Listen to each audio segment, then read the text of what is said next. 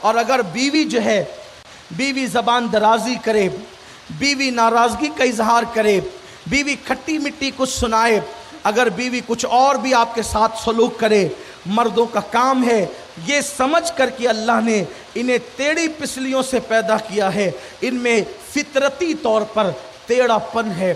اب اس ٹیڑھے پن کو جب قدرت نے سیدھا نہیں کیا ہے، خالق نے انہیں ٹیڑھا بنایا ہے اور خالق نے انہیں ان کی فطرت میں ٹیڑھا پن رکھا ہے، تو مخلوق انہیں سیدھا نہیں کر سکتی۔ اللہ کے رسول علیہ السلام نے ہمیں فرمایا، دیکھو اللہ نے عورتوں کو ٹیڑھی پسلی سے بنایا، اس کو سیدھا کرنے مت جاؤ، سیدھا کرو گے تو توڑ دو گے، اور توڑنا طلاق دینا ہے۔ ان سے پیار کی باتیں کرو، ان سے محبت کی باتیں کرو، ان سے بحث و مباحثہ مت کرو، ان سے تو میں زگ زگ مت کرو۔ جب یہ منہ چلائے مسکرا دیا کرو، جب یہ لڑنے کے موڈ میں آ جائے تو تم محبت کے ساتھ انہیں ٹال دیا کرو، اس لیے کہ محبت سے بڑے بڑے جھگڑے ٹل جاتے ہیں اور نفرتوں سے چھوٹی چھوٹی بات بھی بڑی ہو جاتی ہے۔ اس لیے آئیے، مجھے بڑے خوبصورت سے واقعات یاد آ رہے ہیں، لیکن ایک چھوٹا سا واقعہ بالخصوص اپنے جوانوں کے لیے۔ کبھی کبھی لڑائیاں ہوں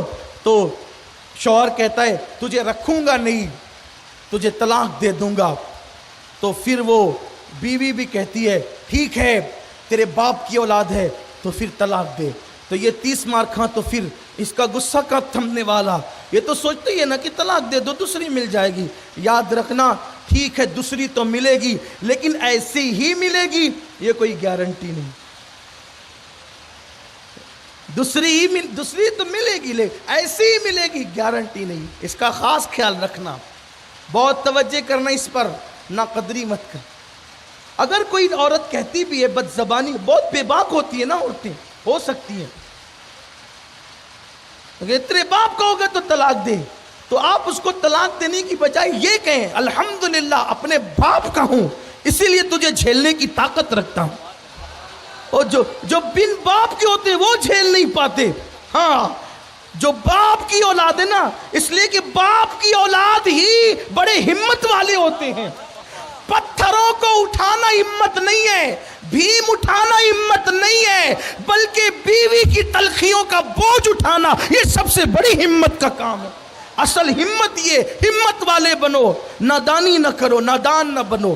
تو مجھے یہیں سے وہ پیارا سا واقعہ یاد ہے، وہ یہ، اور یاد رکھیں ہر گھر میں تو میں ہے، ہر گھر میں زگ زگ ہے۔ اسی لیے میں اکثر شادی بیاہ کے موقع پہ تقریر کرتا ہوں تو یہ بات کہتا ہوں، اگر کوئی مجھے توے پہ بیٹھ کر بھی کہے کہ میری بیوی سے میرا جھگڑا نہیں ہوتا، تو میں کہوں گا کہ نہیں مولوی صاحب، نہیں خطیب صاحب، نہیں وکیل صاحب، نہیں ڈاکٹر صاحب، نہیں مبلغ صاحب، میں نہیں مان سکتا کہ آپ کی بیوی سے آپ کا جھگڑا۔ اچھا، اس جھگڑے میں محبت بھی ہے یار، اس جھگڑے میں لذت بھی ہے۔ یہ جھگڑا کوئی، یعنی کہ آپ یہ تھوڑی سمجھتے ہیں کہ ہیروشیما اور ناگاساکی پہ بم برسانے والا، یہ وہ جھگڑا نہیں ہے، یہ وہ ہے جس میں ہر بار محبتوں میں اضافہ ہوتا ہے نا۔ کسی نے کہا ہے کہ روٹنے کا سبب تو تم جانو، ہم تو مصروف ہیں منانے میں، اس کی لذتیں بھی کچھ اور ہے۔ لوگوں کو چاہیے کہ اس کا بھی ذرا لذت لیا کریں، کہ کوئی روٹے تو اس کو منانا بھی تو سنت ہے نا۔ قربان میری امی جان ام المومنین عائشہ صدیقہ فرماتی ہیں، ہم حضور سے لڑتے تھے، پھر خود ہی ناراض ہو کے بیٹھ بھی جاتے تھے، لیکن جس کی رضا خدا چاہتا ہے وہ محبوب خدا آ کر ہمیں منا لیا کرتے تھے، اور ایسی باتیں حضور ہم سے کرتے کہ ہم غصے میں بھی ہنس دیتے تھے۔ اس کا مطلب یہ ہے عورتوں کو بھی حق ہے کہ وہ غصے میں آئے۔ آپ ہی کے پاس دل نہیں ہے، آپ ہی کے پاس دماغ نہیں ہے، تھوڑا ان کو بھی دے موقع۔ اور یاد رکھیں جہاں غصے کا اظہار ہوتا ہے، میرا جملہ یاد رکھیں، یہ میرا جملہ نہیں، اپنے بزرگوں کی بات کر رہا ہوں، میرا تو کوئی جملہ ہی نہیں ہوتا، میری تو کوئی تقریر ہی نہیں ہوتی، میری تو کوئی فکر ہی نہیں ہوتی، اپنا کام بالکل کٹ پتلی کی طرح ہے، بزرگوں سے لیتے ہیں آپ کو دیتے ہیں، اپنے کیا اپنی اوقات کیا، نہ کوئی خطیب ہے نہ کوئی ادیب ہے، نہ کوئی اللہ اکبر ہنر جانتے نہ کوئی سلیقہ جانتے، لیکن یاد رکھنا جہاں غصے کا اظہار ہوتا ہے وہاں محبت کے جذبات ہوتے ہیں. غصہ کس پہ ہوتا ہے؟ جسے اپنا سمجھتے ہیں. غصہ کس پہ ہوتا ہے؟ غصہ کس پہ ہوتا ہے؟ جسے اپنا سمجھ. ارے یار لاکھوں لوگ پتہ نہیں کتنے کالے کالے کرتوت کرتے ہیں. بولو اللہ کی طرف سے کوئی ان کو بات ہوتی ہے؟ حضرت یونس بغیر اجازت نکل گئے تو اللہ نے کہا میری مرضی یہ ہے کہ میں تجھے مچھلی کے پیٹ میں ڈالوں. یہی ہے نا؟ یہی تو ہے. حیرت ہے لوگ پتہ نہیں کیا کیا کرتے قدرت کی طرف سے. کوئی ان کو بات نہیں آتی, کوئی ڈانٹ نہیں پڑتی, لیکن جنہیں محبوب بناتا ہے بغیر اجازت بھی نکلتا ہے تو کہتا ہے اب تجھے مچھلی کے پیٹ میں جانا ہے. اس طرح کی بے شمار باتیں. تو جو اپنا ہوتا ہے غصے کا اظہار بھی اسی پہ ہوتا ہے. معاذ اللہ میں یہ نہیں کہہ رہا ہوں کہ انبیاء پہ اللہ نے عتاب کیا, میرا مسلک مکمل ادب ہے. ہم تو یہ کہتے ہیں, لوگ عتاب کرنا کہتے ہیں, ہم اظہار محبت کہتے ہیں, اظہار محبت کہتے ہیں. اللہ اکبر. تو جہاں غصے کا اظہار ہوتا ہے وہیں محبت کے جذبات ہوتے ہیں. ایک دن کیا ہوا, خود صحابیات کہتی ہیں کہ جب تک ہم مکے میں تھے, جب تک ہم مکے میں تھے, شوہر کا بڑا ادب کرتے تھے. شوہر کا بڑا ادب کرتے تھے جب تک مکے میں تھے, کیونکہ مکے کا ماحول ہی ایسا تھا. مکے کا پرانا ماحول ہی ایسا تھا کہ عورتیں بہت دھاپ میں رہتی تھی اور بہت سہمے ڈرے ڈرے رہتے تھے, کیونکہ وہ جو پرانا ماحول چلا رہا تھا نا, وہ دادی ساس سے ساس, پر دادی ساس سے دادی ساس, دادی ساس سے ساس, ساس سے بہو, وہ ایک سلسلہ تھا. تو صحابہ کرام ایمان لانے کے بعد تو حضور سے ازدواجی زندگی سیکھ چکے تھے, لیکن پھر بھی یہ بہت ادب میں رہتی, کیونکہ ایک سلسلہ تھا, گھروں کا ماحول تھا دھاپ میں رہنے کا. لیکن فرماتی ہیں صحابیات کہ جب ہم مدینے آئے, مدینہ منورہ, تو انصار کی عورتوں کو ہم نے ان سے منہ چلاتے دیکھا, تو ہم لوگ بھی پھر تھوڑی ہمت کھلی, تو ہم لوگ بھی اپنے شوہروں سے منہ چلانے لگے. یعنی کہ پھر منہ چلانے کا سلسلہ, یعنی منہ چلانے کی بات کرنے کا سلسلہ, کچھ جواب دینے کا سلسلہ شروع ہو گیا. اس لیے کہ کہنے والوں نے کہا نا کہ خربوزے کو دیکھ کر خربوزہ رنگ بدلتا ہے. اب ایک دن ایسا ہوا کہ میرے آقا و مولا سیدنا امیر المومنین فاروق اعظم رضی اللہ تعالیٰ کا دور تھا. اب دھیان سے سنیے گا, فاروق اعظم کا دور تھا.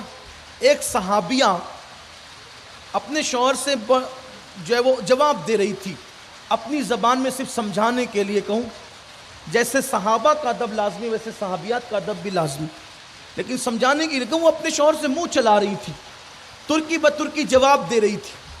اس صحابی نے کہا رک, اب انتظار کر, میں تیری شکایت جا کر امیر المومنین سیدنا فاروق اعظم سے کرتا ہوں, تیری شکایت جا کر امیر المومنین سیدنا عمر ابن خطاب سے کرتا ہوں, جن کے درے سے تم لوگ ڈرتے ہو نا, میں ان کو جا کے شکایت کرتا ہوں. غصے میں گھر سے نکلے. اب ظاہر سی بات ہے, بیوی کسی سے منہ چلائے تو اس کا غصہ تو آپ سمجھ سکتے ہیں. آپ بھی کئی بار اس پوزیشن سے گزرے ہوں گے, مجھے پتہ ہے اس کا, اور نہیں گزرے ہوگے آگے کبھی گزریں گے تو اس کو پتہ کر لینا کہ کیا پوزیشن ہوتی ہے.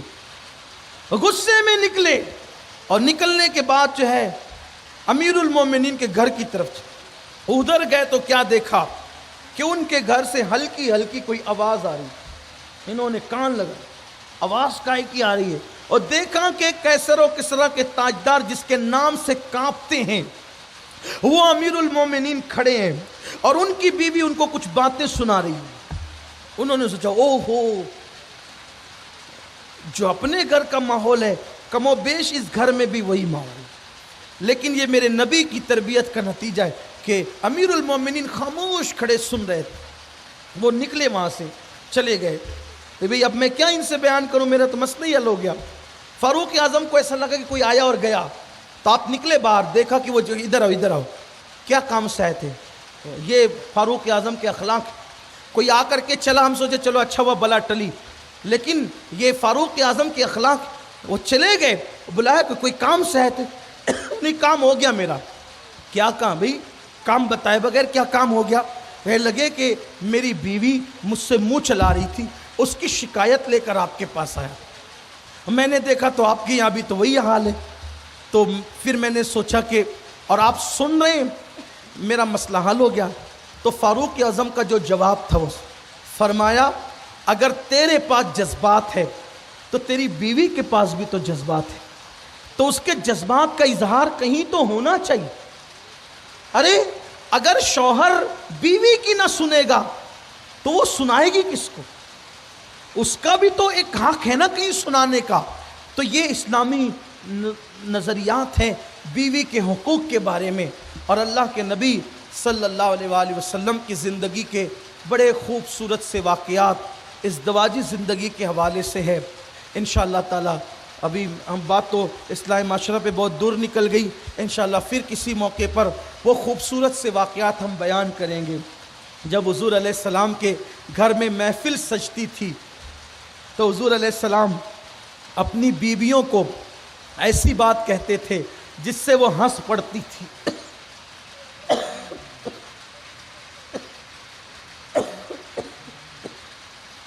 جس سے وہ ہنس پڑتی تھی، مسکرا پڑتی تھی۔ گھر کے اندر وحشتوں کا ماحول نہ تھا۔ حضور علیہ السلام کے گھر کی جو چار دیواری تھی، اس چار دیواری میں گویا کہ ایک انجمن رہا کرتی تھی۔ وہاں پر میرے آقا ان کو اللہ کے خوف کی باتیں سنا کر جہاں رلاتے تھے، وہیں پر ان کو اپنی محبتوں سے ہنسنے کا موقع بھی عطا کرتے تھے۔ جہاں ان کو زہد کی تعلیم دی جاتی تھی، وہیں ان کے ساتھ کبھی کبھی دوڑ بھی لگائی جاتی تھی۔ ہاں اللہ اکبر، ان کے مطالبات بھی پورے کیے جاتے تھے۔ ایسا نہیں، آج کل تو یہ تقوی کا مطلب یہ سمجھ رکھا ہے کہ گھر میں جاؤ، آنکھیں تانو، بھوے چڑھاؤ، موچوں پہ تان دو، جناب سے بڑھ کر کوئی متقی نہیں۔ ارے تیرے تقوی کی حیثیت کیا ہے؟ میرے نبی صرف متقی نہیں تھے بلکہ سراپا تقوی تھے، اس کے باوجود بھی اللہ کے رسول اپنی بیویوں کے ساتھ جو ہے وہ گویا کہ دوڑ لگاتے تھے، اپنی ازواج مطہرات کے ساتھ ہنسنے کی باتیں کرتے تھے۔ ام المومنین عائشہ صدیقہ رضی اللہ تعالیٰ عنہا کو زمانے جاہلیت کے شعراء کے اتنے اشعار یاد تھے کہ حضور علیہ السلام ان سے جو ہے وہ شاعری بھی سنا کرتے تھے، ان سے شاعری بھی سنا کرتے تھے، وہاں ہنسی بھی ہوا کرتی تھی، بلکہ کبھی کبھی ام المومنین اس طرح کی باتیں کرتی تو حضور علیہ السلام ان سے جو ہے وہ سوالات بھی کر لیا کرتے تھے، وہ جواب بھی دے دیتی تھی، پھر وہ بھی حضور علیہ السلام سے ایسے سوال کر لیتی تھی اور وہ جواب دیتے تھے۔ جیسے ایک مرتبہ ام المومنین کے یہاں ایک گھوڑا تھا، گھوڑا، اور اس گھوڑے میں پر لگے ہوئے تھے۔ ایک دن حضور نے مسکرا کے کہا عائشہ کیا کبھی کسی گھوڑے میں بھی پر لگے ہوتے ہیں؟ عائشہ کیا کبھی کسی گھوڑے میں بھی پر لگے ہوتے ہیں؟ ام المومنین بہت حاضر جواب تھی، فوراً کہا یا رسول اللہ، حضرت سلیمان علیہ السلام کے گھوڑے کے تو پر تھے نا۔